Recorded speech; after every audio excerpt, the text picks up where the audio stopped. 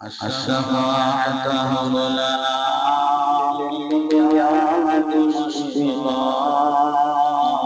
وهب لنا من دعاء سيدي خير النبي. அஸ்ஸலாமு அலைக்கும் வரஹ்மத்துல்லாஹி வபரகாத்துஹு. கண்ணியமிக்க முஃமினீன்களே, இன்று ஓதப்பட்ட சூரத்திலே ஒரு இடத்தில் அல்லாஹ் தஆலா யுத்தத்தில் கலந்து கொண்டவர்களுக்கு ஒரு சிறு தூக்கத்தை கொடுத்தோம். இது யுஷீகுன் நுஆஸ அமனத்த மின், அவர்களுக்கு சாந்தம் அளிப்பதற்கும் அமைதியாக்குவதற்குமாக ஒரு சிறு தூக்கத்தை கொடுத்தோம் என்று அல்லாஹ் தஆலா சொல்கிறார். ஒரு மனிதனுடைய வாழ்க்கையிலே திடுக்கம், பயம், பதட்டம் இருக்கக்கூடிய நேரத்திலே தூக்கம் தொலைந்து போய்விடும். அப்படிப்பட்ட நேரங்களிலெல்லாம் தூக்கம் தொலைந்து விடுவதுதான் இயல்பு. அது மாதிரி ராகத்தான ஒரு இடத்துல படுக்கும் பொழுது தூக்கம் வர்றதுங்கிறது இயல்பு. அல்லாஹ் குர்ஆன் ஷரீஃபிலே சொல்கிறான், தூக்கத்தை என்னுடைய அத்தாட்சிகளில் ஒன்றாக ஆக்கியிருக்கிறேன். தூக்கம் என்பது தன்னுடைய வல்லமைக்கு சான்று என்று அல்லாஹ் சொல்கிறான். அதனாலதான் ரொம்ப ராகத்தான இடத்துல அமைதியா யாரும் இல்லாம ரொம்ப இருக்கிற இடத்துல தூக்கம் இல்லாம இருக்குது. சத்தமா இருக்குது, பரபரப்பா இருக்குது, பதட்டமா இருக்குது, பயமா இருக்குது, அந்த இடத்துல நல்ல தூங்கவும் செய்யறான். தூக்கத்தை கொடுப்பது ரப்பு, அது தன்னுடைய வல்லமைக்கு உட்பட்டது என்று அல்லாஹ் சொல்கிறான். அதனால நாம அதுக்குண்டான நன்றிங்கிறது தூங்கி எழுந்திருச்ச உடனே என்ன சொல்லணுங்க, அல்ஹம்துலில்லாஹ். முதல்ல ஒரு வார்த்தை, பின்னால் உள்ள வார்த்தை சேர்த்து சொல்றவங்க தெரிஞ்சவங்க சொல்லணும். அல்ஹம்துலில்லாஹ் சொல்றது அதுக்குள்ள ஒரு சுக்கு, அதை கூட சொல்லலைன்னா ஒரு நன்றி கட்டத்தனம் அப்படிங்கிறது. அதனால தூக்கம் என்பது ரப்பினுடைய வல்லமைக்குட்பட்டது என்பதையும் அல்லாஹு தஆலா நமக்கு சொல்லி காண்பிக்கிறான். தூக்கம் இல்லாத எந்த ஒரு படைப்பையும் அல்லாஹ் துன்யால படைக்கவே இல்லை. தூக்கம் இல்லாத அல்லாஹு லா இலாஹ இல்லா ஹுவல் ஹய்யுல் கய்யூம் லா தஅஹுதுஹு சினத்து வலா நௌம், சிறுதூக்கமோ பெருந்தூக்கமோ இல்லாத ரப்புல் ஆலமீன் மாத்திரம்தான். உலகத்தில் உண்டான எல்லா படைப்புகளுக்கும் தூக்கத்தினுடைய அளவில் வேண்டுமானால், தூக்கத்தினுடைய விதத்தில் வேண்டுமானால் வித்தியாசம் இருக்கலாமே தவிர, தூக்கம் இல்லாமல் அல்லாஹு தஆலா துன்யாவில எந்த ஒரு படைப்பையும் படைக்கவில்லை என்று நாம் பார்க்கிறோம் அருமையானவர்களே. அதனாலே தூக்கம் என்பது ரப்பினுடைய மகத்தான நிஅமத் என்பதை அல்லாஹ் குர்ஆன் ஷரீஃபிலே சொல்லி காண்பிக்கிறான். மனித வாழ்க்கைக்கு தேவையான எல்லா வழிகாட்டுதலையும் சொல்ல வந்த இஸ்லாம், உண்பது, எதையும் அருந்துவது, அதை போல் ஒவ்வொரு காரியத்திலையும் என்னென்ன வழிகாட்டுதல் என்பதை சொல்ல வந்த இஸ்லாம் தூக்கத்தினுடைய விஷயத்திலையும் நமக்கு வழிகாட்டுதலை சொல்லியிருக்கிறது. தூக்கத்தினுடைய வழிகாட்டுதல் ரொம்ப இருக்குது. முதல்ல இரவு படுக்கும் பொழுது ஒரு சாலிஹான மனிதனுடைய அடையாளம், ஒரு சாலிஹான மனிதன் அந்த இரவனுடைய உறக்கத்தையும் கூட இபாதத்தாக ஆக்கிவிடக்கூடியதனுடைய ஒரு அடையாளம். கண்மணி முஹம்மது ரசூலுல்லாஹி ஸல்லல்லாஹு அலைஹி வஸல்லம் சொன்னாங்க, நீங்க இதா அதைத்த மதுஜஅக, உங்கள் படுக்கும் இடத்திற்கு நீங்கள் வருவதற்கு முன்னாலே நீங்கள் ஒது செய்து கொள்ளுங்கள். ஃபல்யதவல்லா உதுஅக லிஸ்ஸலாத், தொழுகைக்கு ஒது செய்வதை போல் ஒது செய்து கொள்ளுங்கள் என்று சொல்வார். அப்படி ஒது செய்து விட்டு நாம் படுக்கின்ற நேரத்திலே எல்லா விதமான தீங்குகளில் இருந்தும் பாதுகாக்கப்படுகிறோம் என்பது மாத்திரமல்ல, மலக்குமார்களின் உதவியும் கிடைக்க பெறுகிறது. ஹதீஸ்ல அல்லாஹ்வுடைய ரசூல் சொன்னார்கள், அவருடைய வலது ஓரத்துல ஒரு மலக்கு நிற்கிறாராம். அவர் சிலர் அல்லாஹும் மக்ஃபிர், அல்லாஹும் யா அல்லாஹ் இவருடைய பாவத்தை மன்னிச்சிருன்னு அவர் சொல்லி கொண்டிருக்கிறார். ஒது செய்து கொண்டு படுத்தவர்களுக்கு இந்த சோபனம் இருக்கிறது என்று கண்மணி முஹம்மது ரசூலுல்லாஹி ஸல்லல்லாஹு அலைஹி வஸல்லம் சொன்னார். அருமையான பெருமக்களே, அதனால தூக்கம் என்பது ரப்பினுடைய மகத்தான அத்தாட்சிகளில் உள்ளது என்பதிலேயும் எந்த விதமான சந்தேகம் இல்லை. அதனாலதான் அல்லாஹு தஆலா 300 வருஷம் தூங்க வச்சான். தூக்கமே இல்லாம இருக்கிறவங்க இருக்கிறாங்க, 300 வருஷங்கள் தூங்க வைத்தான். தூங்க வச்சான்னா அதுவும் வித்தியாசமான, அதுவும் ரப்பினுடைய அத்தாட்சி தான். வித்தியாசமான ஒரு தூக்கம். அந்த குகைவாசிகள் தூங்கினார்களே, வித்தியாசமான ஒரு தூக்கம். 300 வருஷம் ஒரு இடத்துல படுத்து தூங்குறாங்க, ஒரு குகைக்குள்ள படுத்து தூங்குறாங்க. எந்த விதமான ஒரு ஜந்தும், எந்த விதமான நோவினை தரக்கூடிய ஒரு சின்ன பூச்சி கூட அவர்களை அண்டாத விதத்தில் அல்ல அவர்களை படுக்க வைத்திருந்தார். இது ரப்பினுடைய அத்தாட்சி என்பதற்கு. அது மாதிரி அவங்களுடைய கண்களை திறந்துதான் அல்லா தூங்க வச்சானா. யாரும் பார்த்து தூங்குற மாதிரி தெரியாதான், கண்ணை முழிச்ச மாதிரிதான் தூங்கிட்டு இருந்தாங்களாம். தூக்கம்ங்கிறது கண்ணுக்கு சம்பந்தம் உள்ளது இல்லை சொல்கிறேன். தூக்கம் என்பது அதனால கண்ணை திறந்த நிலையில் தான், திறந்த நிலையில் இருந்தாலும் கூட தூசி விடாம அதான் வச்சான்.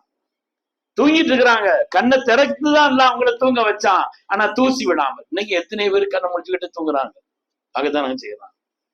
எத்தனை பேரை நம்ம பார்க்கிறோம், கண்ணு முழிச்ச மாதிரி இருக்குது, அதை தூங்கிட்டு இருக்கிறாங்க.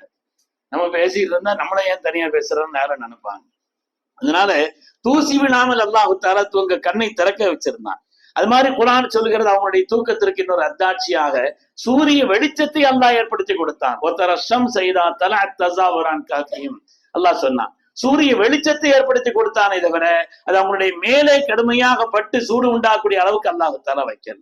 அது மாதிரி தானா அல்லாஹ் புரண்டு போட்டு படுக்க ஒன்னு கல்லி தாத்தல் யமீனி தாத்த ஷிமால், வலப்புறம் இடப்புறம் அல்லாஹ் தஆலா புரண்டு படுக்க வச்சான். இல்லைன்னு சொன்னா மனித உடல் என்ன செய்ய, கெட்டு போயிடும். அல்லாஹ் புரண்டு படுக்க வச்சான். ஆனா அதுல ஒரு பெரிய ஆச்சரியம் என்னன்னு சொன்னா, அப்படி புரண்டு படுத்து வைக்கும் பொழுது அங்கே உள்ள ஒரு நாயையும் அல்லாஹ் அனுப்பியிருந்தான் இல்லையா, அந்த நாய் மாத்திரம் அதனுடைய முன்னங்கால்களை வைத்த வண்ணமே இருந்துச்சான். முன்னங்கால் அப்படி மடக்கி வச்ச மாதிரி நாய் இருந்துச்சு, அதுவும் தூங்கதான் செய்யுது.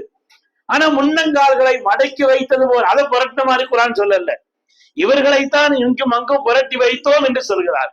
ஒரு பெரிய ஜெர்மனியினுடைய ஆய்வாளர் இதை ஆய்வு செய்திருக்கிறார். ஜெர்மன் நாட்டினுடைய ஒரு பெரிய ஆய்வாளர் இதை ஆய்வு செய்து அவர் சொல்றாரு, குர்ஆனுடைய இந்த வாசகத்தை பார்த்து நான் திகைத்து போய்விட்டேன். காரணம் என்னவென்று சொன்னால், உலகத்தினுடைய பிராணிகளில் நாயினுடைய இந்த தோல் மாத்திரம்தான் எவ்வளவு நேரம் ஒரே அமைப்புல இருந்தாலும் தோல் கெட்டு போகாது. ஆடு மாடு மற்ற எல்லா ஜந்துகளும் விதிவிலக்கு, ஆனா ஹயாத்தா இருக்கணும், உயிரோடு இருக்கணும். உயிரோடு இருந்து அதனுடைய நிலை மாறாமல் எவ்வளவு நேரம் இருந்தாலும் அதனுடைய தோல் கெட்டு போகாது, அதனுடைய நிலையிலே மாற்றம் ஏற்படாது. மனிதன் உட்பட உலகத்தினுடைய எல்லா பிராணிகளுக்கும் அது மாற்றம் ஏற்படும். அல்லாஹ் நாய் அப்படி சொன்னா அல்லாஹ் தஆலா அவருடைய அந்த அருள் வாசகத்தில் உண்டான நுட்பத்தையும் அதற்கு உண்டான காரணத்தையும் பெருமக்கள் சொல்வார். அருமையானவர்கள், அது மாதிரி தூக்கம்ங்கிறது காதோடு தொடர்பு உள்ளது, கண்ணோடு தொடர்பு உள்ளது இல்லை. அதனாலதான் அல்லாஹ் அந்த குகைவாசிகளுக்கு காதுல நம்ம தட்டி கொடுத்து தூங்க வச்சோங்கிறான். காதினுடைய அடைப்புன்னா காதுல சத்தம் விடாம இருந்தா தூங்க ஆரம்பிச்சுட்டாருன்னு அர்த்தம், சத்தம் விட ஆரம்பிச்சா தூங்க முடிச்சுட்டாருன்னு அர்த்தம். அதனால காதினுடைய இந்த சப்தத்தான் தூக்கத்திற்கு தொடர்பே அல்லாது கண்ணினுடைய நிலைப்பாடு இல்லை என்று பெருமக்கள் சொல்வார். அதனாலதான் ஒரு ஆள் தூக்கம் வரலன்னா ஓத வேண்டிய சூரத்துல் முஜாதலான்னு சொல்லுவாங்க. சூரத்துல் முஜாதலா கதுசமி அல்லான்னு தொடங்குது இல்லையா, இந்த சூரத்துல் முஜாதலாவினுடைய அந்த சூறாவை ஓதுனா தூக்கம் வந்துடும். எங்கிட்ட சொன்னது சபீர் அலி சொன்ன, அல்லாஹ் தஆலா சில பேருக்கு சில காரியங்கள்ல இதை ஓதுறது இன்ன பலன் அப்படிங்கிறது தொடர்புள்ள ஒரு வசனம் ஏதாவது ஒரு காரணம் இருக்கும், அல்லது அனுபவம் காரணமா இருக்கும், அல்லது ஹதீதுகள்ல வர்றது காரணமா இருக்கும், அல்லது அல்லாஹ் தஆலா சில பேருக்கு இல்ஹாமா போட்டு கொடுப்பான்.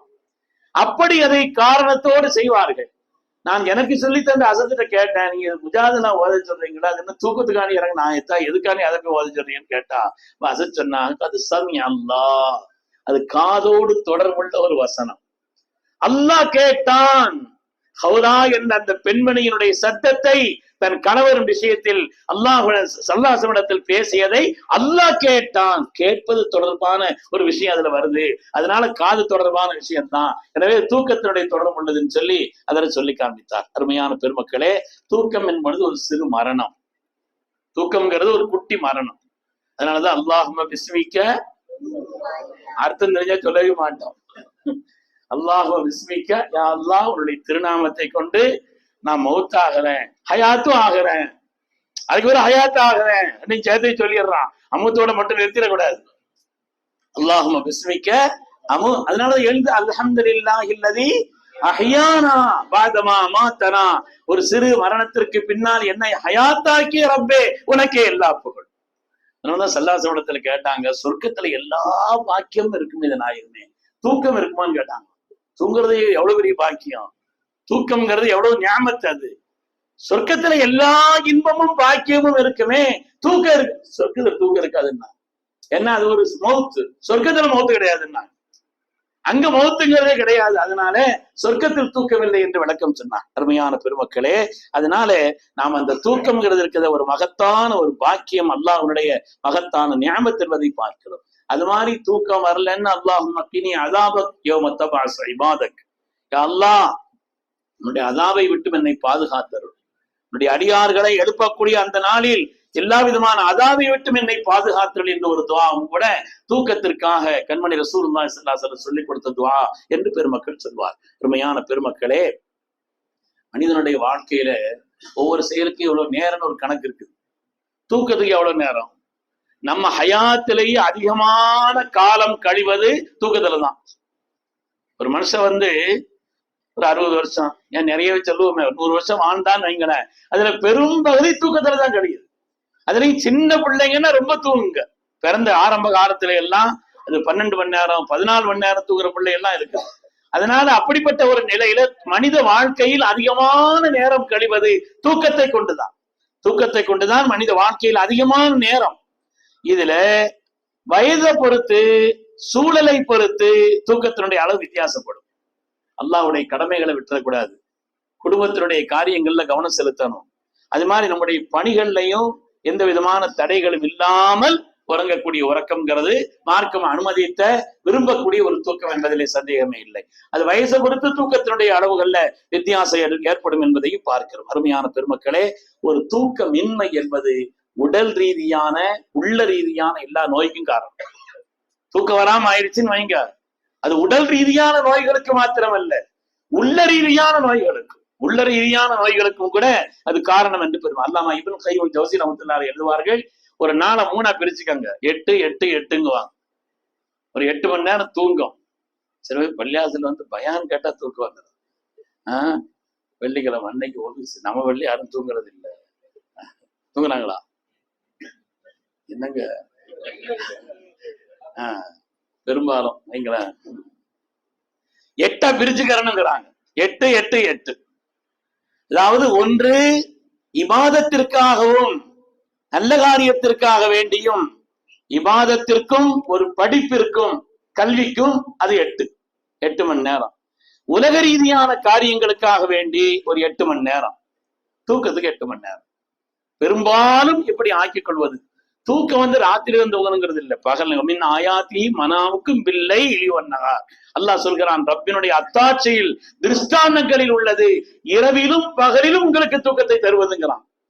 பெரும்பாலும் தூக்கத்துக்கு அல்லாஹ் வச்சிருக்கிறது ராத்திரி தான். இன்னைக்கு ஏன் எல்லோருக்கும் உடல் ரீதியான பெரும் பாதிப்புன்னா ராத்திரி ரொம்ப நேரம் முடிக்கிறாங்க. அவங்க சொன்னாங்க, இஷாவுக்கு முன்னால் தூங்குவதையும் இஷாவுக்கு பின்னால் பேசிக் கொண்டிருப்பதையும் அல்லாஹ்வுடைய ரசூல் வெறுத்தார்கள். நல்ல வேலை சொல்லிட்டீங்களான்னு வச்சிடாதியா. இபாதத்துக்கும் திக்ருக்கும் குர்ஆனுக்கும் எல்லாம் இல்லை, பயானுக்கெல்லாம் இல்லை.